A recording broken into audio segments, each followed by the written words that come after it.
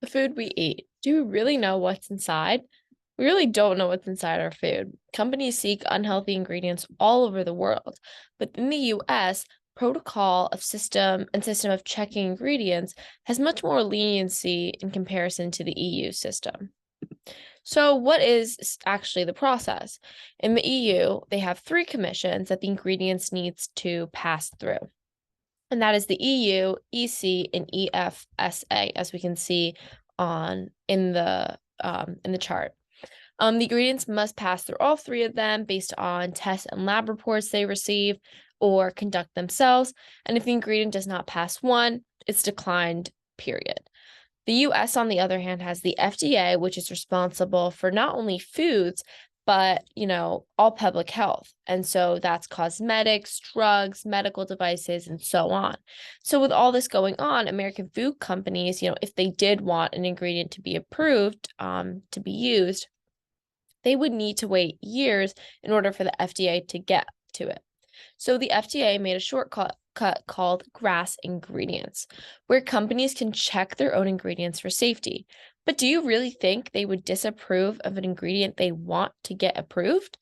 So what exactly are the ingredients that are so dangerous? So here I have a list of just some of them. The list is much longer, but this just gives you an idea of the severity of the issue because the ingredients can be found so frequently on the back of your foods. In addition, packaging of our foods is dangerous to us as well. The harmful plastics and chemicals that are put in plastic containers seep into our foods, the foods we eat, and wind up in our bodies. An example is nonstick pans.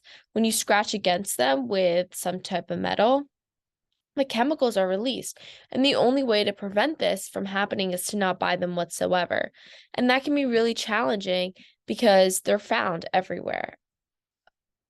You can make the switch from plastic to glass containers, but that can be really hard because everything we buy usually comes in plastic.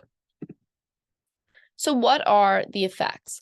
To begin, we see a lot of medical effects after long-term consumption of ultra-processed foods, where people are essentially reliant on these foods.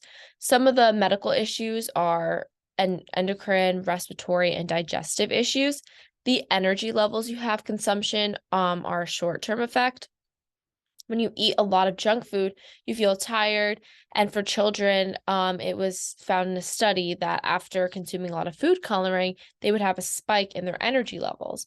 And then some environmental issues caused by the distance products need to travel in order to reach their destination, and that just causes a lot of pollution. So if we know these ingredients are so bad, why do people still choose to consume them? First of all, they're convenient. These foods can be bought and made within minutes, whereas if you wanted to make a meal yourself, it would take time. And people just sometimes don't have to offer to that. Secondly, we have expense. Processed on the shelf foods seem to be cheaper than fresh produce to some, although it's not the case. Next, some people just don't have access to a farmer's market nearby. And so in order to get access to fresh foods, they would need to drive a long way, and it'd just be a huge inconvenience to do on a daily basis. Finally, some people are just used to growing up on processed foods, and making that change isn't a priority to them. And it's just would be such a major shift in their life. Some things I'd like to learn more about, even though I spent a while researching all these things, but it did open my eyes up to more issues. First, the environmental factors, really what goes into that and how you can better help that. Cons of avoiding dairy and meat and really going on specific diets, specifically the vegan diet. I heard some things about like getting weak teeth as you get older.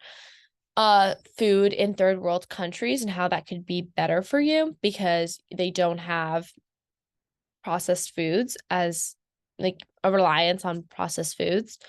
And then artificial sweeteners was just something I touched upon at the end of my research, and it wasn't really a main focus, but it was something I read about towards the end. Thank you.